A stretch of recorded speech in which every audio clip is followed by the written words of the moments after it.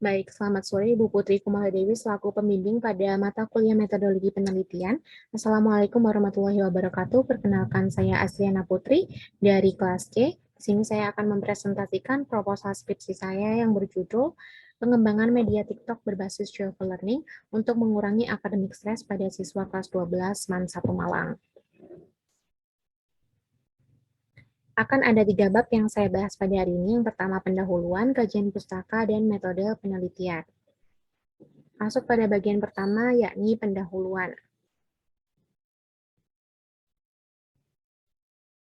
Variabel X saya adalah pengembangan media TikTok berbasis Travel Learning, sementara variabel Y adalah mengurangi academic stress pada siswa kelas 12 MAN 1 Malang. Dari variabel tersebut, saya mengambil pendekatan pengembangan dengan jenis penelitian Research and Development. Untuk aspek-aspek yang terdapat dalam latar belakang sendiri, terdiri dari 4 aspek utama. Yang pertama, intensitas belajar yang tinggi.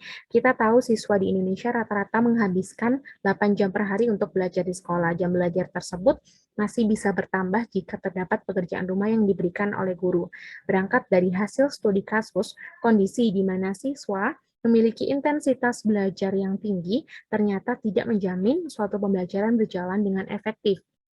Kondisi tersebut malah menyebabkan terjadinya academic stress. Academic stress adalah stres karena proses pembelajaran atau hal-hal yang berhubungan dengan pembelajaran. Academic stress ini menjadi sangat penting untuk segera ditangani karena ternyata tidak hanya berdampak pada minat belajar siswa, tetapi juga kepada kesehatan fisik dan psikis siswa. Di MAN 1 Malang sendiri terdapat 25 siswa yang merasa keberatan dengan tugas yang diberikan guru selama pembelajaran daring, sementara sebanyak 27 siswa atau 63,9% menyetujui bahwa deadline yang diberikan terlalu singkat. Nah, dari kondisi tersebut, solusi yang ditawarkan peneliti berdasarkan kondisi tersebut adalah pengembangan media pembelajaran dengan strategi belajar driven learning.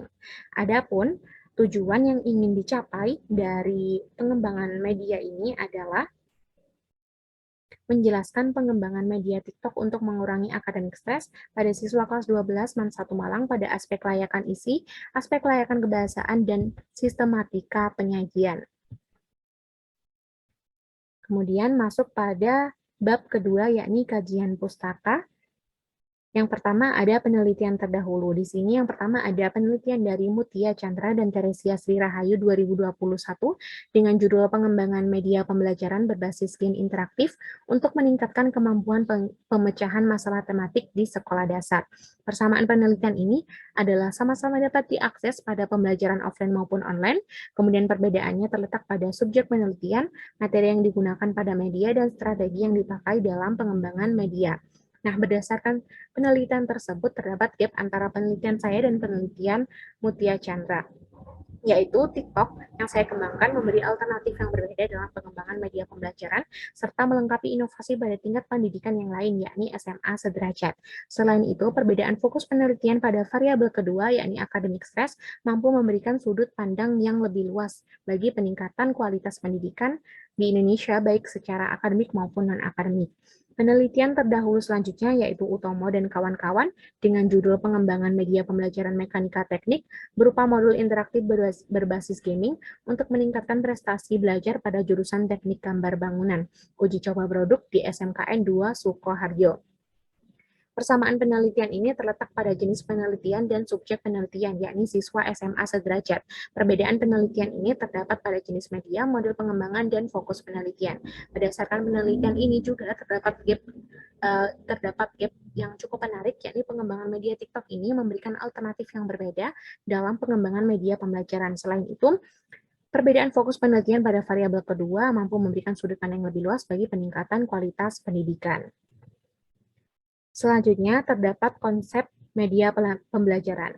Berdasarkan hasil studi pendahuluan dan hasil analisis kebutuhan siswa, penelitian ini menggunakan pendekatan pengembangan dengan TikTok sebagai produk yang dikembangkan. Di samping pertimbangan dari kebutuhan siswa, alasan pemilihan media TikTok ini juga dikarenakan urgensi media pembelajaran sebagai roda penggerak dalam kegiatan belajar mengajar. Nah, pada poin pertama di sini ada definisi media pembelajaran. Ruang lingkup media pembelajaran dalam penelitian ini meliputi pengembangan TikTok dan media digital lain atau media penunjang untuk menciptakan efektivitas penyampaian materi. Pengembangan media tersebut disusun berdasarkan aspek layakan isi, kebahasaan, dan sistematika penyajian. Kemudian yang ketiga ada fungsi media pembelajaran. Ruang lingkup fungsi media pembelajaran dalam penelitian ini meliputi alat bantu untuk menyampaikan materi, mencapai efektivitas ketercapaian KD, dan menciptakan pembelajaran yang menyenangkan untuk mengurangi akademik stres pada siswa, kemudian mengakomodasi 3 gaya belajar siswa. Kemudian untuk klasifikasi media pembelajaran, media TikTok yang dikembangkan dalam penelitian ini termasuk dalam jenis media audiovisual. Pemilihan audiovisual didasarkan pada karakteristik media yang dapat mengakomodasi 3 gaya belajar siswa sekaligus. Selain itu, media ini memungkinkan peneliti untuk memasukkan berbagai bentuk materi atau berbagai bentuk media, sehingga dapat memfasilitasi siswa untuk mencapai tujuan pembelajaran dan menciptakan iklim kelas yang positif dan mendorong pembelajaran yang aktif dan inovatif. Selanjutnya, kriteria pemilihan media pembelajaran. Media TikTok merupakan aplikasi video pendek yang sudah familiar sebagai hiburan, tetapi belum ada yang memanfaatkan TikTok sebagai media pembelajaran, khususnya pada KD menulis puisi bertema sosial, budaya, dan kemanusiaan dengan memperhatikan struktur fisik dan struktur batin. Selanjutnya, kita masuk pada kelebihan media TikTok. Karena TikTok ini menjadi media sosial dengan presentase tertinggi yang paling disukai siswa kelas 12 PAN 1 Malang berdasarkan studi pendahuluan yang setelah dilakukan, dan ternyata TikTok ini menurut Hutami dan kawan-kawan pada tahun 2021 juga memiliki beberapa kelebihan.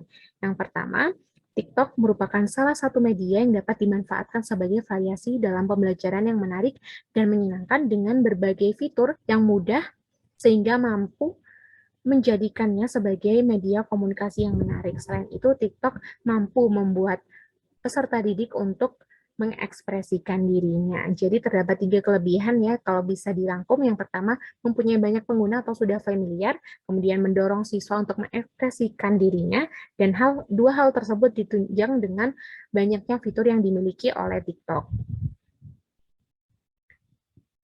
Kemudian terdapat Joyful Learning. Menurut Winarti 2016, pembelajaran Joyful Learning adalah pembelajaran yang didesain sedemikian rupa sehingga memberikan suasana penuh keceriaan dan tidak membosankan bagi peserta didik.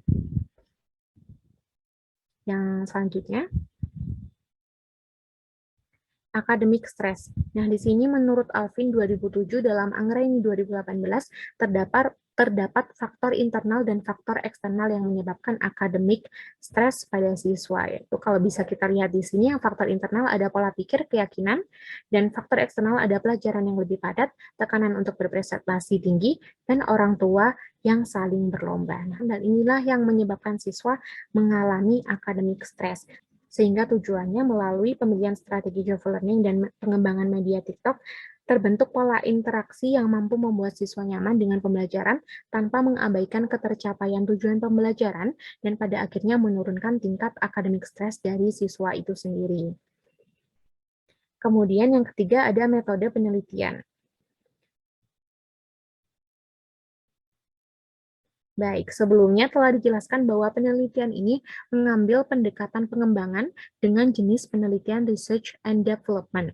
Dalam rancangan penelitian, saya menegaskan bahwa TikTok dikembangkan dengan memanfaatkan strategi belajar Joyful Learning. Selain itu, TikTok digunakan sebagai assessment atau media mengevaluasi siswa terkait pengurangan tingkat akademik stres sekaligus menciptakan iklim belajar yang menyenangkan dan melibatkan siswa secara aktif dan kreatif. Adapun KD yang dipilih adalah KD menulis puisi bertema sosial, budaya, dan kemanusiaan dengan memperhatikan struktur fisik dan batin puisi.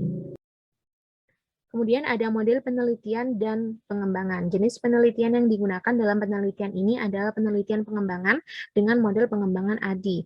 Model pengembangan ADI sendiri menurut Nitriana et al. 2018 terdiri dari Analyze, Design, Development, Implementation, dan Evaluation. Kemudian bergeser ke data dan sumber data. Di sini terdapat 3 sumber data. Yang pertama, data primer. Data ini didapat dari hasil wawancara atau penyebaran kuesioner untuk menyesuaikan kebutuhan data pada rumusan nomor 1. Yang kedua, data hasil validasi yang didapat dari hasil validasi ahli materi, bahasa, dan media. Data ini nantinya akan digunakan untuk menjawab rumusan masalah pada nomor 1, 2, dan 3. Kemudian yang terakhir, data hasil uji coba media TikTok pada siswa kelas 12 MAN 1 Malang dalam mengurangi akademik stres. Data ini digunakan untuk memperkuat jawaban pada rumusan masalah nomor 3. Yang selanjutnya ada instrumen penelitian. Di sini ada kuesioner yang akan disebarkan pada 37 siswa, wawancara kepada 15 siswa, observasi, dan dokumentasi. Kemudian teknik pengumpulan data berdasarkan instrumen yang telah disebutkan, maka teknik pengumpulan data adalah yang pertama melalui proses wawancara dan proses observasi. Nah, kedua poin ini akan digunakan untuk menjawab rumusan masalah pada nomor 1. Kemudian proses dokumentasi digunakan sebagai bukti pendukung dari kegiatan pengumpulan data yang dilakukan.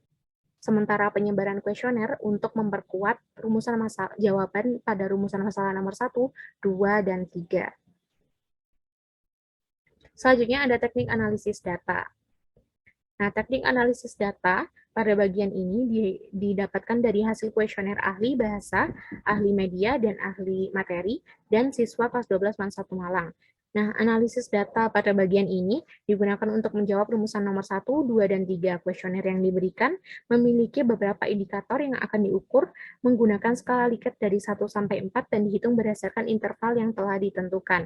Kemudian hasil wawancara, observasi, dan dokumentasi digunakan untuk menunjukkan jawaban dalam rumusan masalah nomor 1. Kemudian yang terakhir ada pengecekan keabsahan data.